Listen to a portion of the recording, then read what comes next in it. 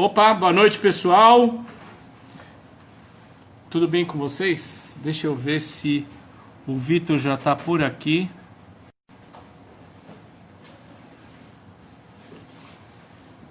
Ele já deve entrar daqui a pouquinho.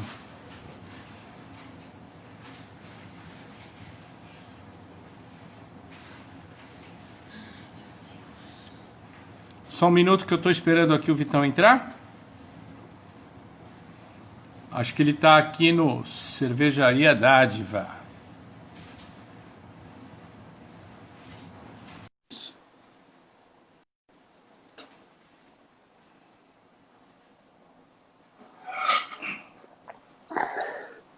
Opa! Salve! Tudo bom? Tudo bem, e você? Tudo. Deixa eu dar uma ajeitadinha na minha câmera aqui para eu ficar melhor. Maravilha.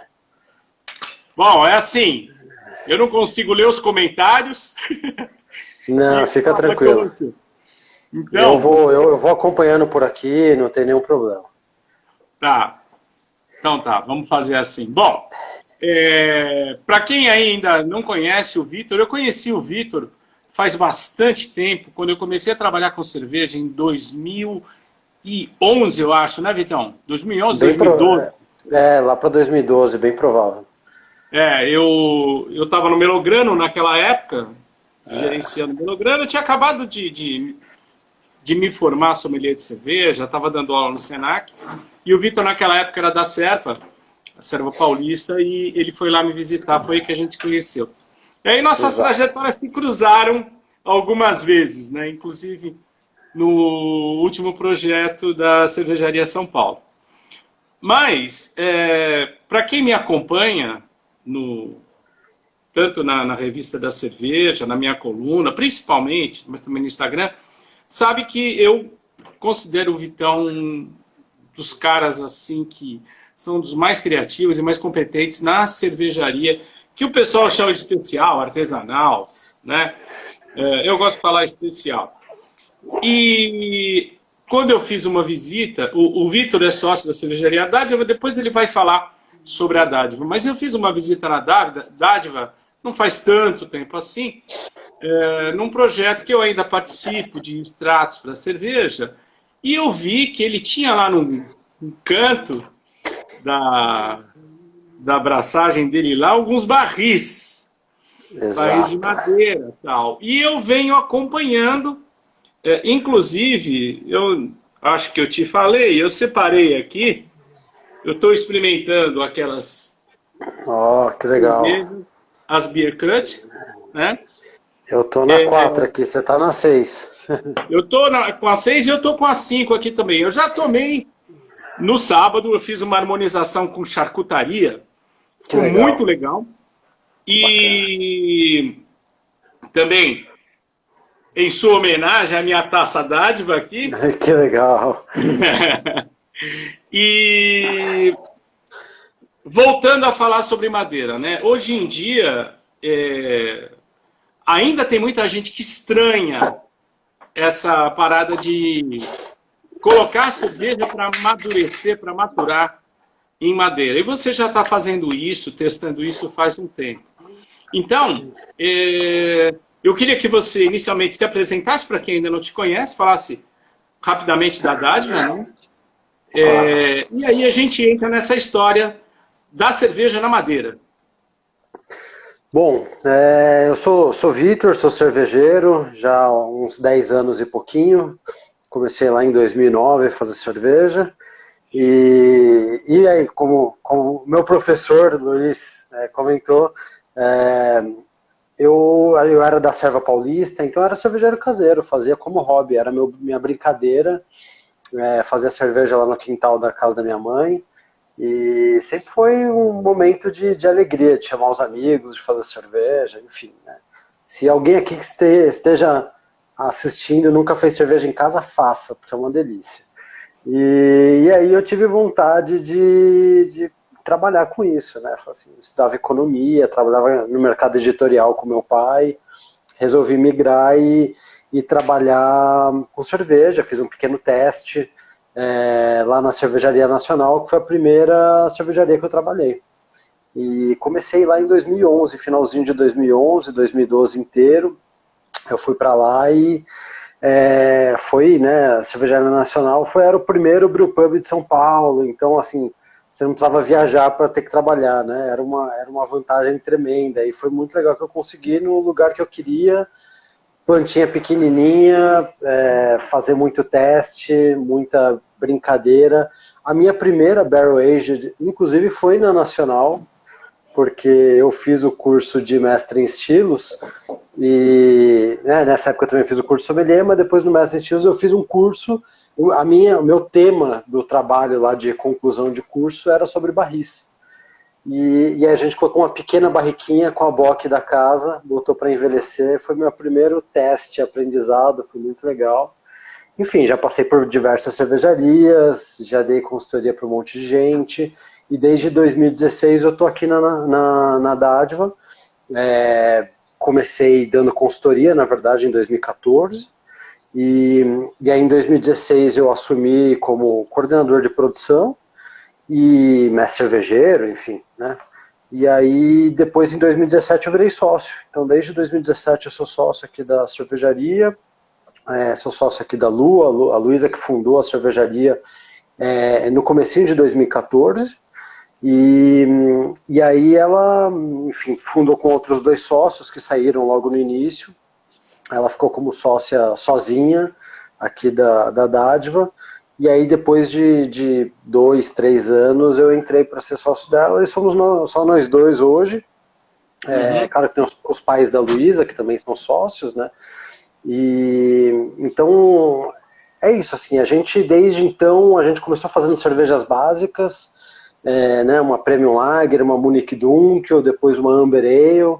Então, só que aí depois que eu entrei lá, eu pé no acelerador e comecei a brincar um pouquinho. Desde então, a gente já fez talvez uns 180, 190 receitas diferentes na Dádiva, das quais muitas Barrel Aged, né? A gente faz um trabalho de barril desde 2016, e aí desde 2016 lá com as Odonatas, com a Dádiva 3, Saison Printemps, a gente começou a brincar com barril, e hoje a gente chegou a atingir 100 barris na fábrica, eu já diminui um pouquinho, hoje a gente deve estar com 60 barris lá, não só barris nossos, mas barris de alguns parceiros também que produzem conosco, e a gente tem feito cada vez gostando mais, e trabalho de barril é a parte prazerosa, assim, é o que realmente brilha os olhos, e é muito gostoso fazer cerveja em barril. Muito gostoso fazer cervejas novas, mas cervejas novas em barril é mais gostoso ainda. Então, eu quero só dar um pitaquinho, né? Não desmerecendo os antigos sócios da Lu, mas depois que você entrou, a Dádiva mudou, né?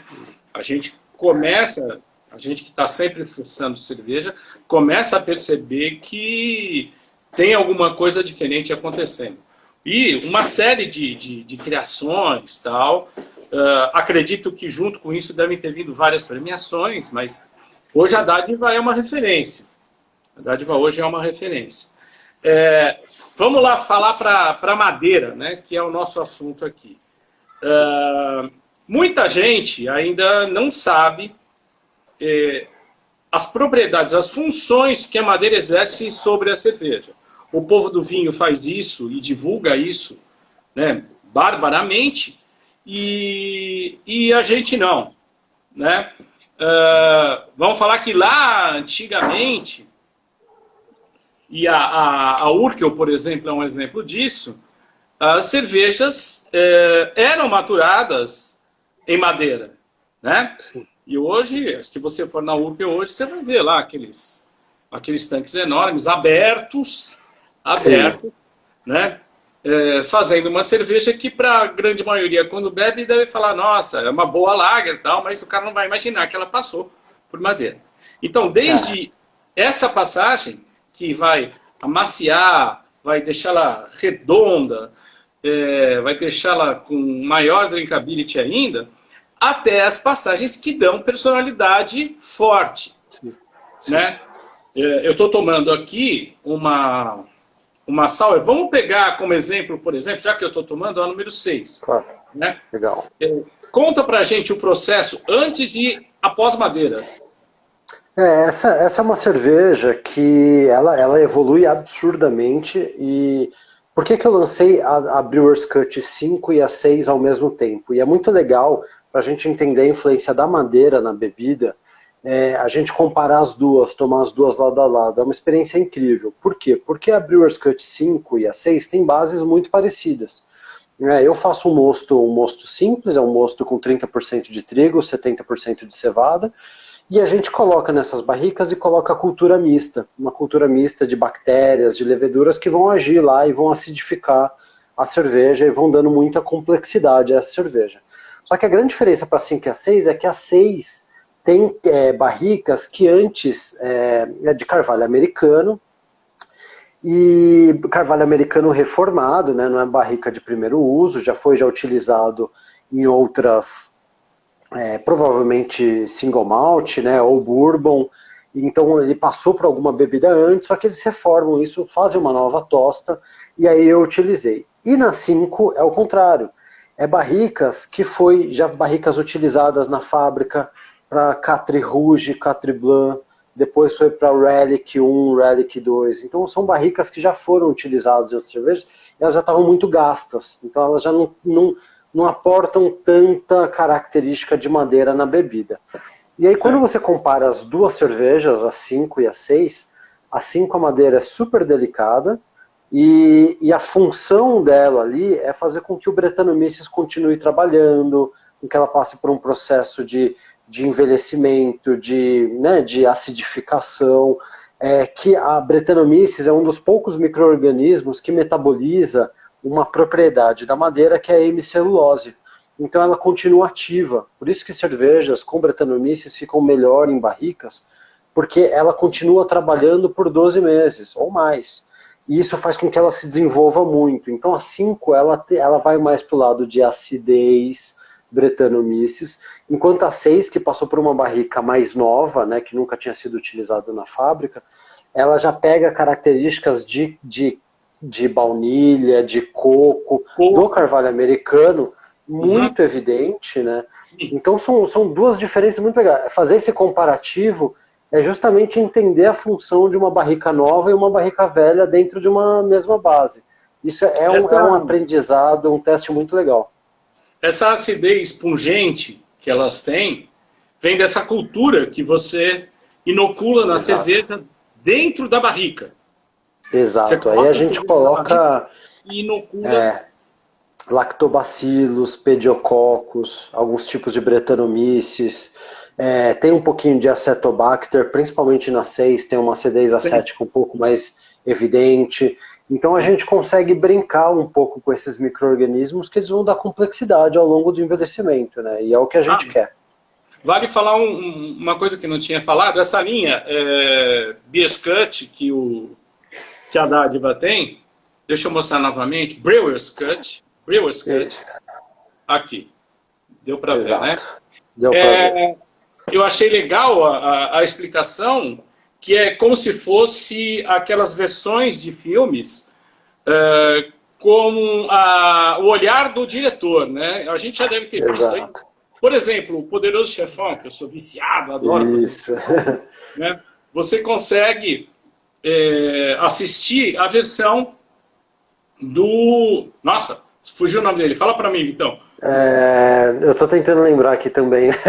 Scorsese? Como que é o nome do diretor? Nossa Senhora. É o Scorsese? Eu não lembro. Não é o Scorsese. Deu branco aqui agora. Tá, deu branco. Você consegue assistir a versão do diretor, que não é aquela versão que foi para o cinema, para o público. Exato. Né? É uma versão com o olhar do diretor. E nessas cervejas aqui, a gente está vendo isso. Essa linha de cerveja para mostrar a visão do Vitor sobre essas cervejas dele. Né? Mas isso é assim, esse Director's Cut que chama, né, no mundo do filme, é aquela versão onde o cara não tem a preocupação de eu tenho hora para acabar o filme, eu tenho que cortar essa cena porque é uma cena muito pesada, Então, normalmente é a versão light, ou até existe o Director Cut, às vezes é o documentário do diretor falando sobre o próprio filme. Então também tem a interpretação dele do filme, ele Coppola, obrigado. Quem que foi? Coppola. O Chico. Coppola, obrigado, Chico. Coppola. Então, você consegue fazer, ele consegue explicar melhor o que ele quis fazer. E a ideia do Director's Cut, da Brewer's Cut, é justamente ser a minha interpretação. Qual é a minha cerveja dos sonhos? Como eu gostaria que fosse? Né? Qual a brincadeira que eu gostaria de fazer? Isso é o Brewer's Cut. Então, é uma série que não tem limite. Assim, quando a gente achar que tem cerveja pronta para ser Brewer's Cut, a gente tira do barril, envasa e vira Brewer's Cut. Isso que é legal, né? Legal, muito legal. Mas eu já tomei várias cervejas de vocês que passam por madeira, né? Eu acho que provavelmente as que têm mais personalidade aqui são as dessa série. Mas eu sou ruim para nome pra caramba, não guardo, mas eu já tomei várias cervejas de vocês que passam por madeira, principalmente cervejas escuras. Sim, sim. Eu estou tomando uma escura também, que é a Brewer's Cut 4, que é a cerveja, é uma Triple Bock, uma cerveja, né, intensa, maltada, caramelo. Essa eu tomei, a Triple Bock eu já tomei, mas não a número 4. A versão envelhecida, Essa daqui é envelhecida em barris de vinho do Porto. Então o vinho do Porto, ele é vivo, né, ele está super licoroso, super intenso, com toda aquela característica de oxidação dos vinhos do Porto. A gente quis fazer essa brincadeira, então ela tem até uma acidez vínica muito gostosa. Aí é diferente, porque aí a gente já falou de dois tipos de sour. Uma sour que ela é envelhecida em barril, que a madeira não aporta tanto, que é a Brewer's Cut 5. Uma sour onde a madeira aporta muito, mas é uma madeira sem que tenha elementos de outra bebida, que é o caso da Brewer's Cut 6, carvalho americano, vem bastante coco da madeira. E essa é o inverso, essa é justamente a bebida que estava naquela barrica que passa para a cerveja. Então são os três conceitos diferentes de envelhecer uma cerveja. Uma coisa que é muito importante a gente falar é o seguinte, primeiro, os tipos de madeira, como eles atuam em cima das cervejas. Por exemplo, o que eu mais vejo por aí é carvalho, né? Sim. E existe uma diferença do carvalho francês para o carvalho americano. O carvalho americano vai trazer mais coco e baunilha, e o carvalho francês, ele evidencia muito a baunilha, ou esse coco do americano ele não vai aparecer. Quando eu tive julgando o Mondial de la Bière do Rio de Janeiro, eu estava com o Randy Mosher e a Melissa Cole, eles estavam entre os jurados, né? E de repente pintou uma cerveja, eu não lembro de qual cervejaria, uma cerveja escura, com muita amburana. Muita amburana. Eu acho até que era da Antwerp, eu não tenho certeza, mas enfim. O Randy Mosher estava lá no fundo da sala, e a gente já se conhecia, né? Ele falou, Luiz, diz amburana, né? Isso aqui é amburana? Eu falei, ele ficou fascinado com a amburana.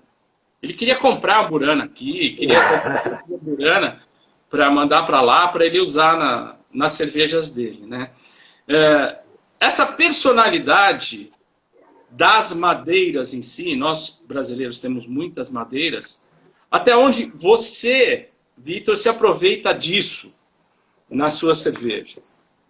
A gente fez uma série, a gente tem uma cerveja, um Imperial Stout de inverno, que a gente fez durante 3 anos seguidos, que chamava Odonata. A gente fez a Odonata 1, 2 e 3 em 2016, Odonata 4, 5, 6 em 2017, e aí em 2018 a gente fez as Odonata 7, 8, 9 e 10. A gente lançou as 4 de uma vez e eram envelhecidas em madeira brasileira.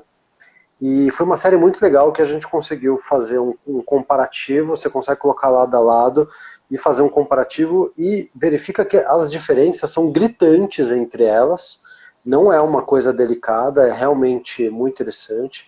Então a gente fez a Odonata número 7 em barris de Jaqueira, a número 8 em barris de Jequitibá, a número 9 barris de Bálsamo e depois a número 10 em barris de Amburana.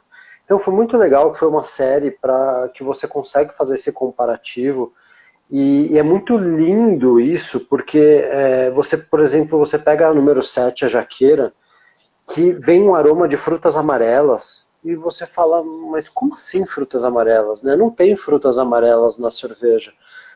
Então, de onde vem esse pêssego aqui, né, isso vem da madeira, né, vem da jaqueira, que vem uma quase banana, né, uma característica da própria jaca, então ela vem essa característica muito, muito viva, e isso foi a própria madeira que trouxe. Aí você pega a Jequitibá, ela é mais elegante, né? Ela lembra até um carvalho francês. Então Sim. ela tem um toque de fato, assim, um certo acastanhado, uma elegância, um coco mais sutil, uma baunilha mais sutil, mas é muito elegante, assim, essa castanha é muito gostosa, muito agradável.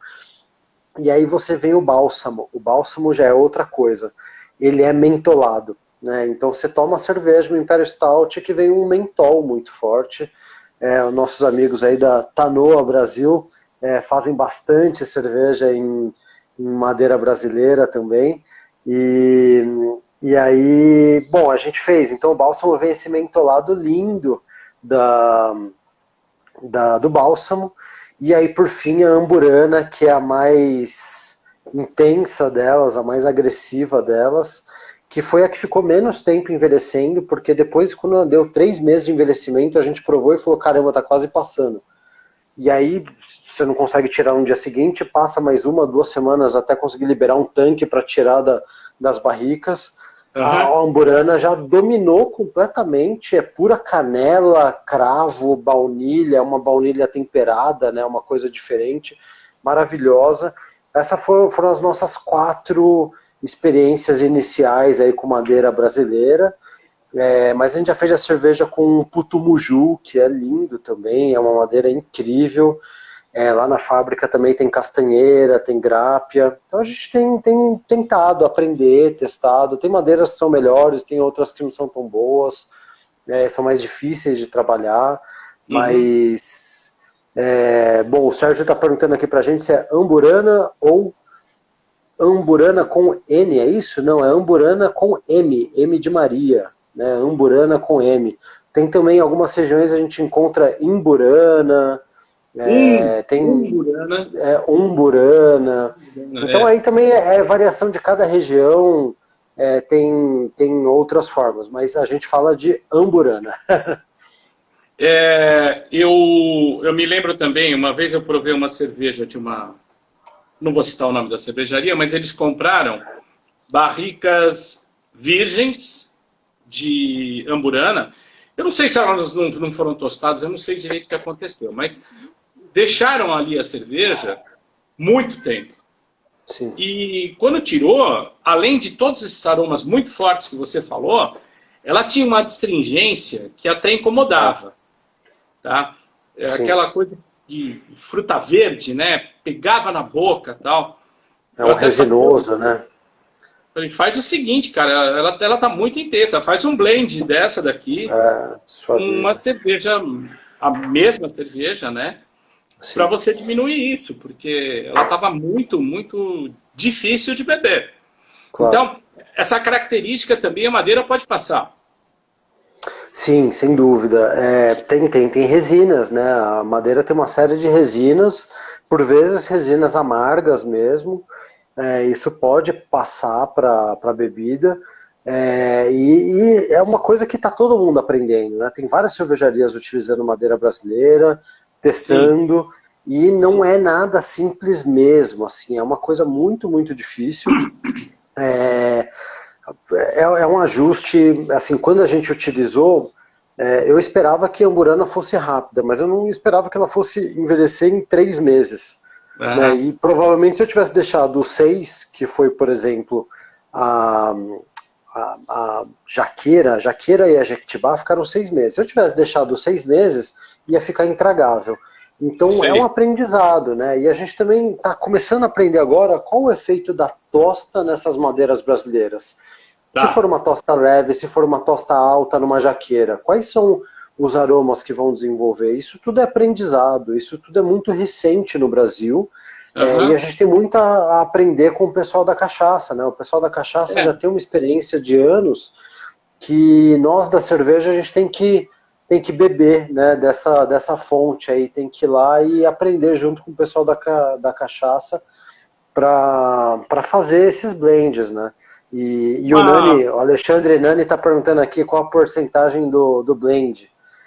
Nani, as nossas cervejas aqui, as odonatas não foram blendadas, ela é 100% barrel aged, então foram duas barricas de amburana, a gente juntou e invasou, mas duas iguais, com a mesma característica sensorial, mas eu acho que para trabalhar com amburana, blends é muito bem-vindo mesmo, assim. E Uhum. eu conheço cervejarias, tá? Cervejarias que fazem cerveja de linha com amburana, que hoje eles têm quase que uma soleira, assim, eles têm uma barrica de amburana que ela está há muitos anos lá, e ele coleta uma pequena porcentagem e blenda. Então ele coloca, por exemplo, 5% da versão Barrel Aged em amburana e blenda com 95% da versão virgem. Mas por quê? Porque aquela barrica já está tão intensa que é um extrato, né? Aquilo é quase um extrato de Sei. amburana que você só dosa um pouquinho. Esse é o trabalho do Master Blender, que é dos trabalhos mais bonitos que existem. Então, tudo isso é uma alquimia e a gente ainda está descobrindo, né? Como você falou, a gente é uma coisa razoavelmente nova que a gente tem que experimentar. Não tem muita fórmula ainda. Existe também uma diferença de barrica da mesma madeira, mesmo lote de madeira, mesma madeira. Eu me lembro de alguns casos, por exemplo, na Bélgica, né? Alguns casos de escolherem uma determinada barrica, acho que a Rodenbach faz isso. Sim, Ela sim. escolhe uma determinada barrica para fazer aquele lote de cerveja. E aquela, eu não lembro o nome dela, não sei se reserva, mas Sim. ela é feita só naquela barrica. Isso quer dizer que eu posso ter a mesma madeira, barricas com a mesma madeira, e eu vou ter Sim. resultados diferentes. Completamente. Isso é É uma muito diferença. legal, assim. E então a gente acaba, mesmo essas cervejas que a gente fez, é a mesma cerveja, é a mesma barrica, passou a mesma bebida antes, ou não passou bebida, mas é a mesma origem, e você coloca a cerveja e você percebe em uma cerveja ela é um pouco mais ácida, a outra um pouco mais madeira, a outra um pouco mais com corpo mais elevado, a outra com corpo um pouco mais baixo. E os processos foram os mesmos, a cerveja é a mesma, a barrica é a mesma, o tempo de envelhecimento é o mesmo, o histórico dessa barrica é o mesmo. Você fala, como assim? Por que existe? Então, esse trabalho é muito legal, assim. Então, e aí vai o Uhum. Master Blender lá e prova e fala, olha, essa barrica aqui, ela tá pronta para usar pura. Mas aquela outra, ela tá boa, mas ela precisa de um blend com uma outra mais suave, porque ela tá um pouco agressiva, e aí blenda. Assim, praticamente, óbvio, a não ser que essa barrica a cerveja tenha estragado, alguma coisa nesse sentido, né? Que não Aham. tá propriamente boa para consumo, mas sempre a gente vai identificar algum ponto positivo para falar, olha, essa barrica com uma outra base pode ficar muito gostoso. E isso é maravilhoso, né? Isso é super, super Sim, legal mesmo. sim, isso é o que vai dar essa personalidade, como eu falei que o pessoal do vinho já usa faz tempo.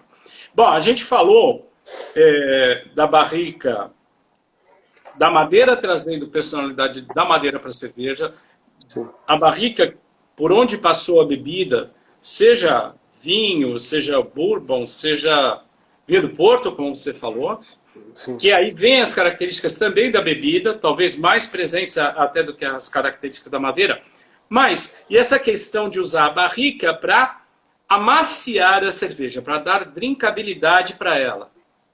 Nem existe. Essa é então eu diria que é a parte mais difícil na história, que muitas lagers tradicionais passam por esse processo. De fato é muito, muito difícil isso, porque normalmente assim, a madeira ela vai aportar alguma coisa, né? Então, quando a gente trabalha com uma barrica muito velha, que talvez a madeira não aporte tanto, possivelmente essa madeira pode estar contaminada. Então, ela pode ter ali um Brettanomyces, um Lactobacillus, um Pediococcus e tudo mais. Então, quando a gente utiliza barricas muito velhas, a gente tem um risco de contaminação um pouco maior. Ao mesmo Espera um tempo que pouquinho quando a só, gente... Vitor. Entrou um... Claro.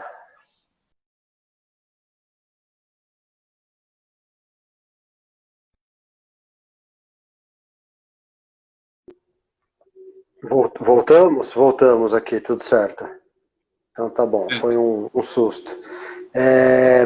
Você fazer essas cervejas muito leves em barrica é muito difícil. O risco de acidificação é muito, muito grande, muito grande. Então, ela, né, tem pouco álcool, tem pouco amargor, o pH também é um pH que é muito suscetível a contaminações, um pH de 4.4, 4.3, o Lactobacillus adora esse tipo de pH. Então, são cervejas muito difíceis da gente fazer e só amaciar a cerveja. Então, eu diria que esse talvez seja o auge do trabalho de um Master Blender, conseguir envelhecer uma cerveja e controlar exatamente os processos que estão acontecendo ali. Então, ele consegue esterilizar a barrica de uma forma perfeita, que não vai ter risco de contaminação. Ele consegue deixar pouco tempo, né, 1 mês, 2 meses, para dar essa arredondada, né, a cerveja matura efetivamente nos barris, e a madeira fica delicada, a madeira não aporta tanto. Então ela só arredonda efetivamente, ela dá um suave dulçor que é muito legal. Tem algumas pessoas que têm feito um trabalho muito legal. Se a gente vê excelentes saisons, principalmente americanas, que tem passado por esse processo, que também são cervejas leves, né, cervejas bem delicadas, que a gente não quer que vire sour, né, a gente quer que o pH continue ali, né, nesse patamar de cerveja de 4.4, e também ela não pode ficar uma bourbon barrel, ela não pode ficar com uma madeira muito, muito evidente. Então ela tem que ser delicada, né, e de fato é muito, muito difícil fazer esse trabalho. Claro que tem muita gente que impermeabiliza a barrica, né? Então, impermeabiliza, passa alguma substância dentro, ela vai fazer a maturação. Hoje em dia, na Pilsner Urquell, é assim, né? Ela tem um impermeabilizante por dentro, e algumas cervejas inglesas também passam por esse processo. Mas historicamente não, né? Então historicamente a pessoa tinha que fazer aquela lager envelhecida, ela tinha que maturar ali, né? Não tinha o inox, não tinha os fermentadores de inox, então era o recipiente de maturação, só que, por exemplo, ele não queria que a madeira aportasse, porque isso era um defeito para a bebida, né? Então ela só tinha que arredondar sem aportar madeira e sem estragar e gerar acidez. Esse trabalho é dos mais difíceis que tem no mundo de envelhecimento em barris. No caso das suas barricas, né, as barricas que você usa, você, com certeza, você não vai esterilizar a barrica de uma abraçagem para outra, né, de uma cerveja para outra. Algumas sim. Mas você faz alguma cerveja sim. Eu faço alguma lavagem. Porque o que acontece? Essas barricas já passaram na mão de muitas pessoas, né? Mesmo que uma barrica nova, recém-tostada, ela foi tostada nos Estados Unidos, na França, então tem um transporte ali, pode ter algum processo de contaminação, então a gente acaba fazendo alguma limpeza assim. O mais comum para as microcervejarias é o tanque de água quente, né? A cervejaria sempre vai ter lá o tancão de água quente que ele vai usar para fazer a limpeza de tanque e para a própria lavagem dos grãos, né, o tal do sparge que a gente faz na cerveja. Então, toda cervejaria vai ter um tanque, sem exceção, toda cervejaria vai ter um tanque a 80 graus lá. Essa água é ótima para a gente já ajudar a esterilizar, né? E essas barricas reformadas que passaram por uma tanoaria aqui no Brasil, o cara abre, manipula, respira em cima, então a gente precisa esterilizar.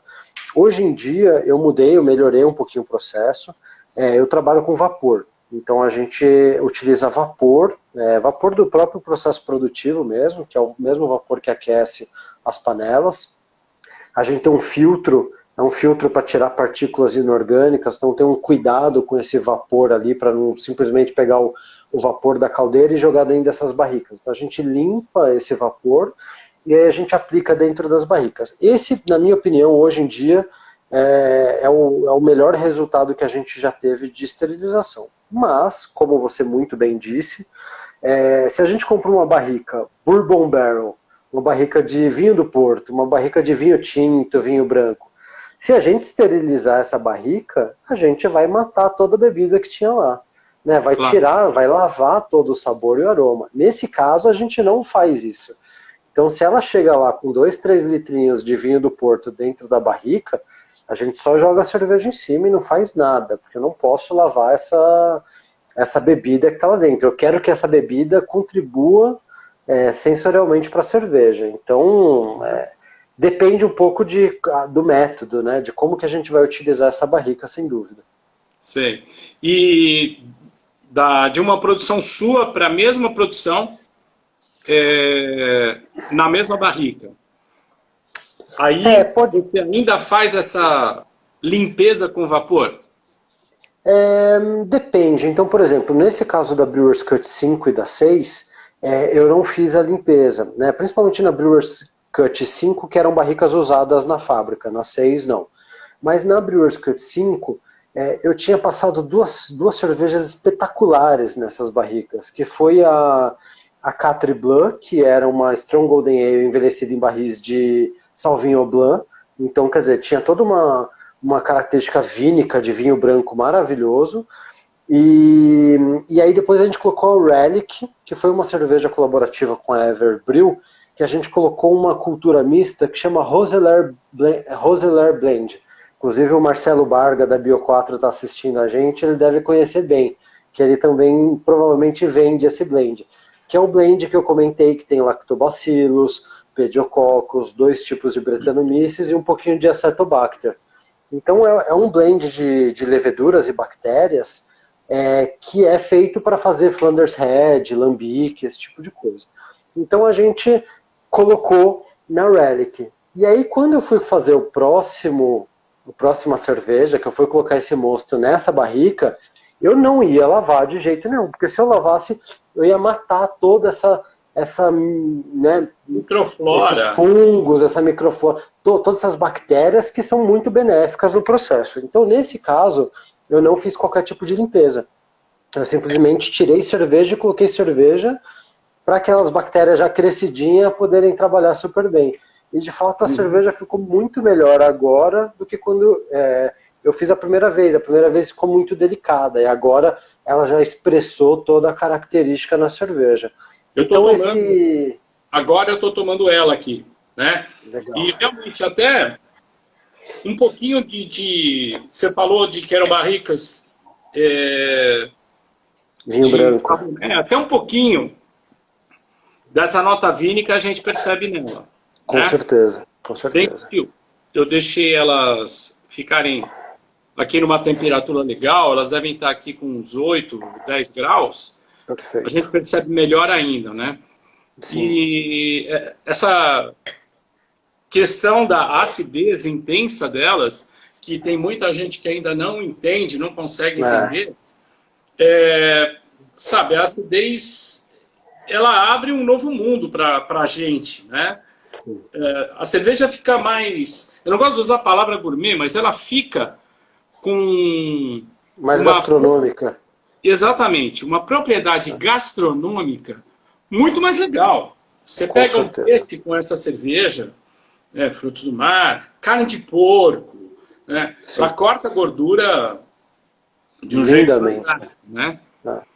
Então ela tem essa... é muito legal que as pessoas tomam vinho com pH baixo, pH de 3, 2,9, 3,2 e não se assusta. Sim. Né? E a gente faz a cerveja com exatamente o mesmo pH e as pessoas se assustam. Então é muito legal, que ainda de fato é um processo de aprendizado mesmo. Sim. E sem dúvida, a minha primeira cerveja sour eu imaginei que estava estragada e joguei fora. E por sinal era uma Cantillon. Então, era uma Cantillon, isso foi nos idos tempos de 2009, 2010. Eu tomei uma Cantillon, falei, nossa, tá azedo, avinagrou e joguei fora. Hoje eu olho isso e me arrependo brutalmente, porque é das cervejas preferidas e mais incríveis do mundo, né? Então faz parte do processo de aprendizado. Eu tenho uma história interessante também, eu já estava no mundo da cerveja há algum tempo, e eu ganhei uma Cri Couvernet, né? E a minha filha tinha, acho que 16 anos, eu falei, filhinha, quando você fizer 18 anos, eu vou abrir essa cerveja e nós vamos beber juntos, né? Que legal. Aí chegou o aniversário de 18 anos dela, eu fui lá, peguei a cerveja, já estava bem guardadinha, abri, servi para ela, para mim. Ela botou na boca, fez uma careta, né? Falou, poxa, pai, isso aqui, para comemorar meus 18 anos, eu prefiro a minha escola. Fiquei eu ali com a minha Couvernet sozinho, tomei os 750 ml, praticamente feliz da vida. Muito feliz da vida, feliz da vida. Mas é uma questão de aculturamento, como você falou, né? E o mundo da gastronomia precisa conhecer essas coisas, né? Sim, porque é um trabalho que o pessoal do vinho, aqui eu respeito muito, sou sommelier de vinhos também, só não trabalho com isso, mas eles fizeram esse trabalho de uma maneira fantástica, né? Sim, e a gente está aí tentando. Inclusive, agora, a partir de agosto, eu vou começar uma série de workshops justamente com cerveja e algum ingrediente interessante de gastronomia.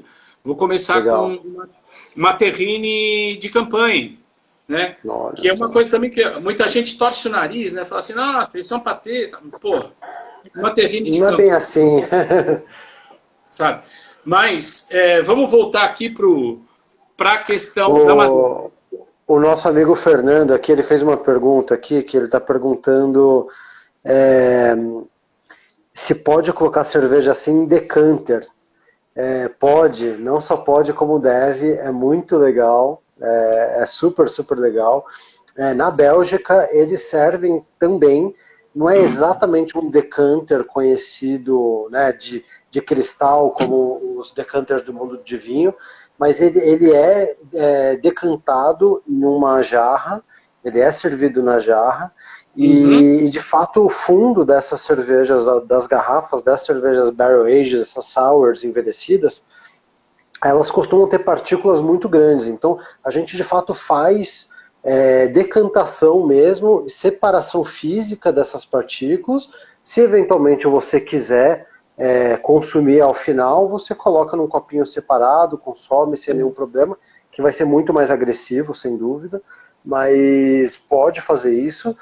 Inclusive essa cerveja, essa coleção de cervejas barrel aged que eu fiz aqui na Dádiva, que chama Catre, comemorativa dos 4 anos da Dádiva, que a gente fez há 2 anos e meio atrás, que eram 4 cervejas com elementos do mundo do vinho, né? E a última delas, que era blend de 2 cervejas envelhecidas com adição de mosto, a gente indicava o serviço ser feito por decantação mesmo, colocar num decanter, aguardar ali de mais ou menos 1 hora no decanter, fazer agitação, forçar uma oxidação dessa bebida, para aí sim fazer o serviço, e é maravilhoso, é uma experiência única, é muito legal mesmo. Já experimentei, e você deu uma dica excelente que vale para todas as cervejas belgas que têm esse tipo de fermentação, né? O fermento se deposita no final da garrafa, então um cara que faz o serviço, um sommelier que faz o serviço, é de bom tom servir a cerveja na taça, aquele fundinho que fica, não descarte, separe ele, coloque num cálice e ofereça para o cliente. Se o cliente gosta de tomar como eu, gosta de beber levedura, ele vai apreciar muito.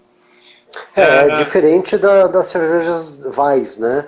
Cervejas Weiss, a gente agita o fundo da garrafa, faz o serviço junto, faz parte do sensorial, é importante, tem que estar misturada. Nesse tipo de cerveja belga, não. Esse tipo de cerveja belga a gente separa efetivamente. Sim, é verdade. As vais, elas foram feitas para se tomar com a levedura. Por isso que muita gente reclama que estufa, tal, porque faz parte da cerveja. Sim, eu quero voltar um pouquinho na questão da madeira. Das madeiras brasileiras, qual que você achou mais legal o resultado, digamos, uma mesma base de cerveja? Eu não sei se você fez experiência, colocar jaqueira com grápia, com... Eu tô nessa fase agora, eu tô na fase de testar outras bases, né? Porque por enquanto a gente só fez Imperial Stout, então eu tô, enfim, querendo inclusive, né, voltar para a tanaria, retostar essas barricas, voltar para a gente e aí testar com outras bases. Então eu estou exatamente nesse momento. Mas assim, das madeiras brasileiras, tem muita gente que torce um pouco o nariz para a Amburana, porque de fato a Amburana é muito forte, ela é muito agressiva, mas eu acho que a Amburana, quando delicada, quando, né, na proporção correta, na quantidade correta, eu acho ela maravilhosa, sem dúvida, mas é uma madeira óbvia, né? É uma madeira que ela não surpreende ninguém, assim. Todo mundo sabe o que esperar, né? Todo mundo já tomou alguma cachaçinha em Amburana, já sabe os aromas que esperar e tudo mais, e na cerveja não foge disso. Sei. Das madeiras brasileiras que eu testei, a que eu mais achei interessante, de fato, foi a jaqueira. A jaqueira, ela é muito surpreendente, assim. Ela é uma madeira que, inclusive, é muito utilizada no mundo da cachaça. Tem muita cerveja, tem muita cachaça branca que é envelhecida em jaqueira, porque ela não aporta tanto cor, só que ela ajuda a arredondar todos os sabores, ela ajuda a suavizar o álcool agressivo, ela dá uma boa equilibrada no corpo mesmo, então ela joga o corpo para cima da cachaça. Ela é linda, então muita cerveja, muita cachaça branca é envelhecida em jaqueira, e foi muito legal que eu descobri que ela pode ficar muito legal com muitos estilos, assim. Eu imagino uma jaqueira, por exemplo, com estilos belgas claros, né, uma Saison, uma Belgian Tripel, eu acho que tem tudo para ser uma combinação de aromas perfeito, e mesmo sours, né, sours claras, essa como Brewer's Cut 5 e 6, tem tudo para ficar muito legal com jaqueira. É uma madeira que eu tenho gostado cada vez mais, assim, me surpreendido com os aromas. Nunca experimentei. Quando você fizer, eu vou querer provar, tá certo? Com certeza. Uma coisa, deixa eu dar um spoilerzinho aqui. Na minha coluna da Revista da Cerveja, agora de agosto, eu vou estar falando justamente dessa comparação da número 6 Perfeito. E da número 5, né? Eu acho que eu nunca tinha feito isso ainda, falar de duas cervejas da mesma cervejaria, mas isso daqui é uma experiência que aconselho a qualquer um de vocês fazer. Você vai comparar praticamente a mesma base de cerveja passando por processos diferentes e madeiras diferentes. Acho que isso é muito interessante, inclusive para a gente estudar, né? O legal você tomar cerveja prestando atenção, né? Estudando o que tem ali. E sabendo que isso daqui é um processo do Vitor e da Dátiva, de realmente, ele está estudando as madeiras, vocês estão estudando essas madeiras, estão estudando o que acontece com as cervejas, e deve vir muita coisa legal por aí. Sim. Eu conheço algumas cervejarias brasileiras que estão fazendo isso, que estão mexendo bastante com as madeiras, mas com esse afinco, digamos assim, que você particularmente tem feito, esse é o motivo de eu trazer você para falar para o pessoal aqui. Eu sou um incentivador do processo. O engraçado é que hoje em dia eu adoro essas cervejas aqui, mas eu gosto muito mais do que eu gostava de uma boa German Pilsner ou de uma boa Bohemian Pilsner, depois de passar por tudo, né? Depois Sim, sem dúvida. Eu não sei como é que está nosso tempo, A gente tem acho que mais 10 minutinhos aqui. 10 minutinhos a gente já vai derrubar a live aqui. Eu acho que não derruba, mas pela minha experiência a minha não cai. Mas vamos usar o teu cronômetro aí. Vamos lá, tá. Eu queria saber se você identificou mais alguma pergunta de quem está online, ou se alguém que está online gostaria de fazer uma pergunta aí. Exato. Quem quiser aproveitar aí os últimos 10 minutinhos, fazer perguntas, fiquem à vontade. Eu estou dando uma olhadinha aqui. Tem uma pergunta do Fernando também. No estilo de cerveja de barril, exemplo, uma barley wine, posso deixar ela maturar na garrafa? Não só pode, como deve. Se possível, compre duas da mesma, tome uma fresca e uma você guarda. Esse é o mundo ideal, né? É assim que a gente aprende, né? E tem muitos estilos. Barley wine, você citou um belíssimo exemplo. É um dos estilos que mais envelhece na garrafa. Aí começam a aparecer notas de oxidação positiva, que vão remeter, né, a vinho do Porto, a Jerez, que é maravilhoso. E sem dúvida, faça isso, guarde na garrafa aí, mas eu indico comprar duas. Toma uma fresca, porque aí você vai sentir a madeira viva, e depois toma uma envelhecida. Eu só não recomendo fazer isso com cerveja com adjunto, tá? Se você colocou café, por exemplo, depois de um ano o café vai sumir, né? Então faça isso com cervejas que sejam sem adjunto. O nosso amigo René Aduan, quando eu conheci o René, ele estudou na mesma classe que eu, estudamos juntos. Ele tinha um vício praticamente de comprar Orval. Todo ano ele comprava as Orval, ele bebia muitas, mas sempre guardava 2 ou 3 para, num determinado momento, ele fazer uma vertical. E todo mundo que conhecia o René queria ser convidado para essa vertical, né? Porque claro. ficava lá 8 cervejas, 10 cervejas, e elas ficam muito diferentes. Uma outra coisa que eu acho interessante, falando de envelhecimento em garrafa, e é um exemplo que eu posso citar porque eu provei, a Chimay Bleu. Sim. A Chimay Bleu na garrafinha pequena, de 350, ela não envelhece tão bem quanto a Chimay Bleu na garrafa de 750. 750. Né? Exato, então ainda tem essa variação aí, o tamanho da garrafa também vai influenciar. E é uma garrafa rolhada também, né? Então... aí permeia oxigênio, aí vai contribuir com o envelhecimento, sem dúvida. Mas olha só uma coisa super legal, que eu visitei uma vez a Duchesse de Bourgogne, que é das Flanders Heads mais incríveis que existem, assim, uma das minhas cervejas preferidas. E a Duchesse, eles exportavam para o Brasil, e quando eu fui lá, visitei junto com o importador, né, o André Silva, que era da Best Beers, e aí ele falou uma coisa super curiosa. As garrafinhas de 330 que ele mandava, ele pasteurizava. E as garrafas rolhadas, ele não pasteurizava. Olha então, só. Eu realmente não sei. Isso você nunca vai ter essa informação pública, aberta, né? E aí é muito legal. Então, por exemplo, a Duchesse de Bourgogne é uma que não adianta guardar a garrafinha de 330, que provavelmente ela não vai evoluir tanto, porque ela está pasteurizada. Mas as garrafas 750 tem isso. Eu acho que é possível que outras cervejarias da Bélgica, como a Chimay, é bem provável que tenha o mesmo efeito. Essa é uma das, né, por que a garrafa grande envelhece? Óbvio que tem a rolha, mas com certeza deve ter algum truquezinho a mais ali que a gente não sabe. Pode ser, isso eu não sabia. Mas, com certeza, as garrafas grandes e arrolhadas de cervejas com potencial para envelhecimento, tranquilamente podem durar 12, 15 anos. E é muito interessante você perceber o que acontece na cerveja. E não dá para você ter preconceito, de repente falar, pô, perdeu o gás. Né? Peraí, meu.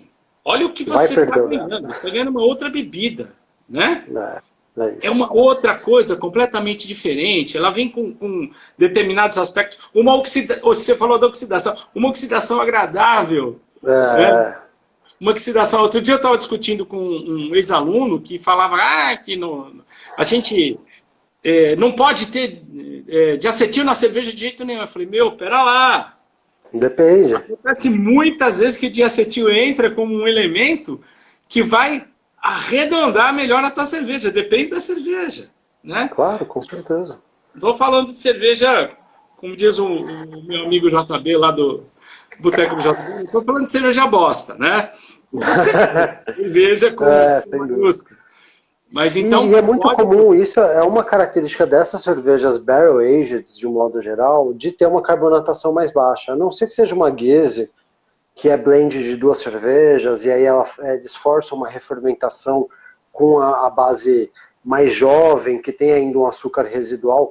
Fora isso, quase todas as cervejas envelhecidas, elas vão ter uma carbonatação mais baixa ou zero. E é muito engraçado, porque a gente recebe, às vezes, muito feedback disso, e a pessoa, pô, abri a cerveja e não tinha carbonatação. Aí você fala, é assim, a cerveja é assim, eu invasei ela sem carbonatação, é proposital.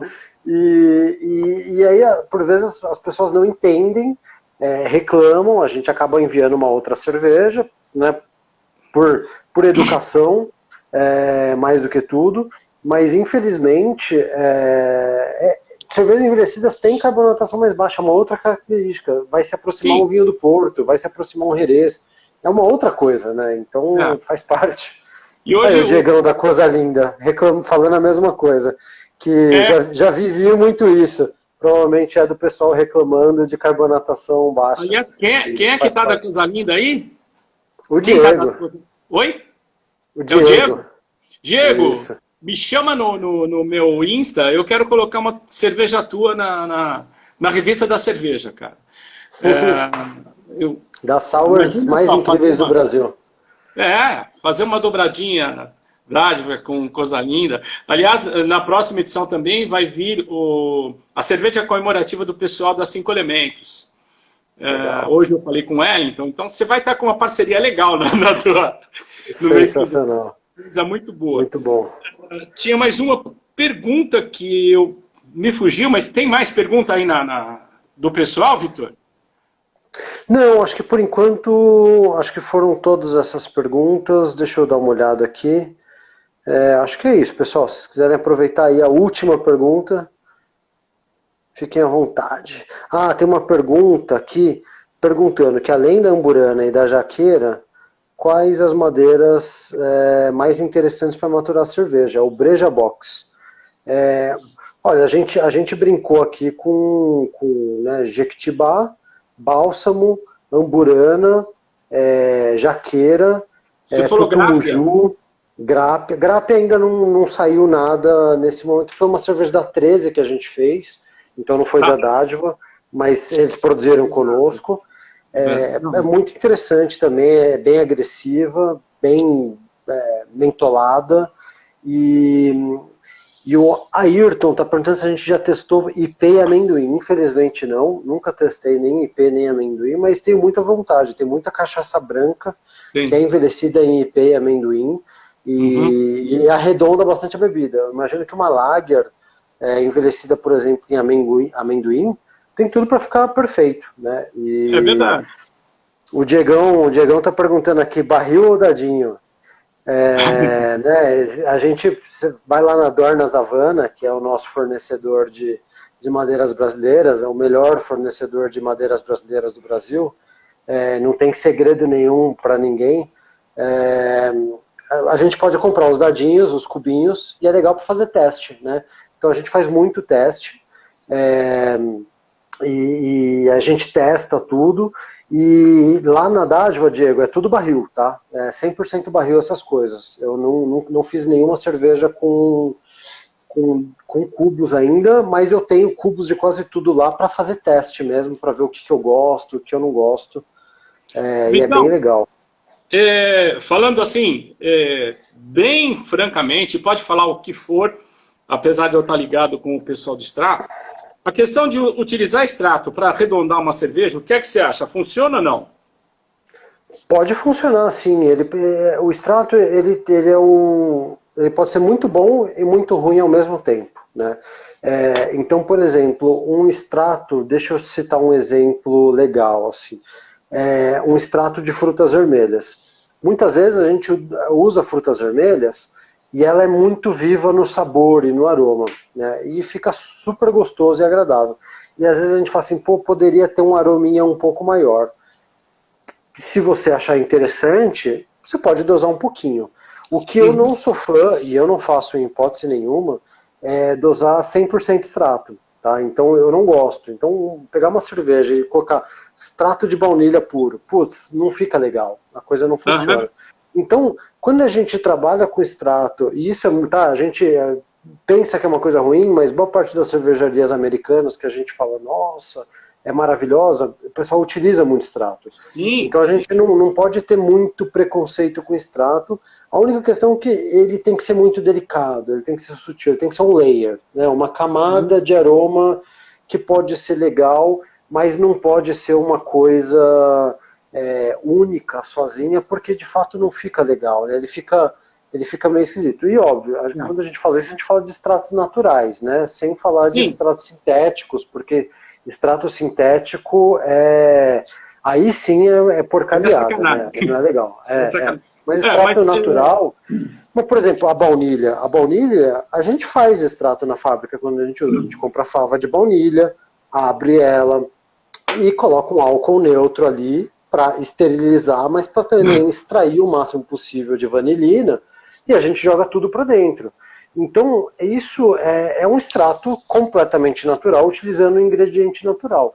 Não há qualquer problema, tá? Isso é super tranquilo, isso é super normal e é natural, né? A gente está trabalhando com o próprio ingrediente. Né? Agora a lei mudou, né? A lei mudou e agora é permitido. Você pode colocar, inclusive, no rótulo que você está usando um extrato natural. Sim, sem dúvida. Assim, a lei, ela até... inclusive, era muito engraçado isso que tinha do mapa, que o mapa ele fazia o seguinte, ele não deixava, por exemplo, a gente utilizar suco. Eu não podia colocar um suco de manga numa cerveja. Pô, vou fazer uma milkshake, quero colocar uma milkshake com manga. Eu não podia colocar suco de manga. Eu era obrigado a colocar ou a fruta in natura, ou, que também não dá para bater lá, colocar 400 quilos de manga, bater dentro da fábrica, é muito difícil. A gente compra polpa.